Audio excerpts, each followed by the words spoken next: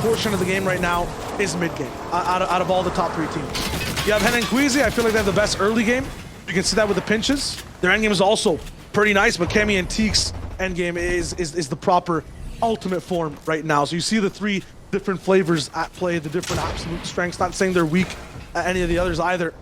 Is that a reason with a miss on a chase as well? We're talking about uncharacteristic things. I've never, I think, seen that before, but this player's making it very difficult, and it gets even scarier when you start to go below Bills, and Reason's actually being juked out completely. Nate with the moves. I mean, if it's someone who has the fundamentals, who has the potential to do it, it is Nate. But man, I didn't expect Reason to be the one getting juked. Yeah, that's the kind of fight, you know, if you told me that it was Reason versus Nate, you know, in the final of an FNCS, last elimination to win the whole tournament, I'd probably believe you a couple months ago, but both players, both teams, not in their best form of late, and so the Germans will get the best of the Frenchies this time round. If you take a look back at what happened there, you can see Nate was just running all the way around, and look at the turn from Reason. Oh my goodness. Wow. It's huge.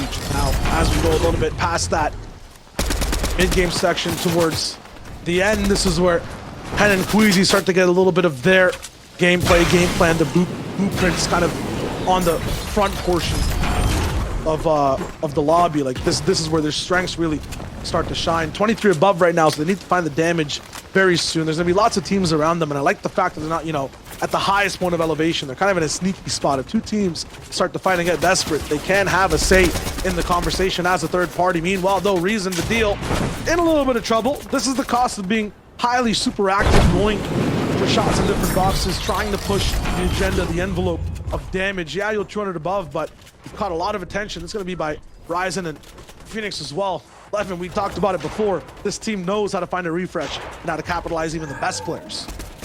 Yeah, and as much as they are going to need to make some sort of a power play at some point, they do have a relatively easy rotation into 5th zone, and so I'd like to see them prioritize that, and it looks like they have got their eyes on it. Absolutely. You're talking about mid-game powerhouses. As the mid-game ends, Rifle picks up another 2 eliminations as well, so the top 3 gets even closer. And this is why this endgame's going to be real tough, right? The finest of margins to play out here in EU. Janice will pick up another in the feed as well. The Deal and Reason just inching their way closer to the zone, carefully, totally aware of where those players are and what they can get away with. And you see the Deal there, just putting all those materials to use, but eventually it means that they are going to run out and they are going to have to do something with that. You can see them searching, hunting. They found a bit of spare loot, but nothing to really ride home about. Yeah, they got to be careful. That's what it feels like. Look at this. I've never seen them this super worried for a box, but they do jump down. They do get the mats. Got to remember too, game 4, there's only 2 more left after this. You have to be super careful. And this Bassabri TK has been like, wait, who took our mats? What is this?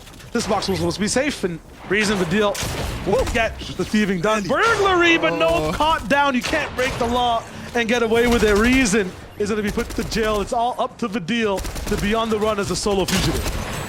That's the problem, man. They were running on cones that weren't theirs. I was thinking, oh dear, barely just getting away. And as I absolutely got to be careful too. If you're heading Queasy coming into this game, they were 2nd place. Firefly and Marine were 3rd overall.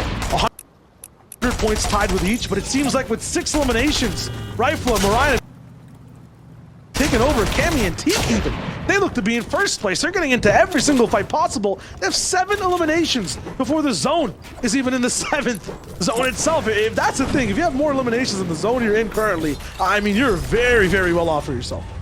Yeah, they're looking really good. They're going to have everything they need going into this endgame to retain that 1st place slot.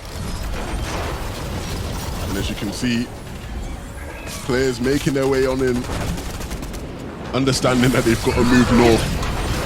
As we creep on closer and closer towards the end of this game. Rifle and Marine now going to be able to stagger, use a Spider-Man to get ahead.